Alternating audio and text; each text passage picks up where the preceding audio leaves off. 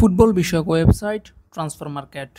আর এই ট্রান্সফার মার্কেটে সর্বশেষ কয়েকটা দিন ধরে কিছু পোস্ট করা হচ্ছে, যেখানে তুলনামূলকভাবে পোস্ট করা হচ্ছে বিভিন্ন দলের সঙ্গে বিভিন্ন দলের।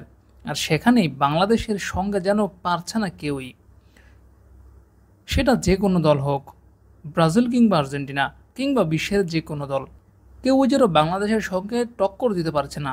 যদি হিসেবগুলো দেখা হয়, সেখানে দেখা যাচ্ছে যে কোনো দলের পোস্টের মধ্যে ৭৫,০০০, ৭০,০০০, ৫০,০০০ কিংবা ১,০০,০০০ বা সর্বোচ্চ ১,৫,০০,০০০ পর্যন্ত লাইক, শেয়ার, কমেন্ট এগুলো পড়ছে। কিন্তু যখনই বাংলাদেশের পোস্ট করা হয়, সেখানে দেখা যাচ্ছে প্রায় ১ মিলিয়ন পর্যন্ত পৌঁছে যাচ্ছে। আর এই সব কিছু হচ্ছে বাংলাদেশের খেলা পাগল দর্শকদের জন্য।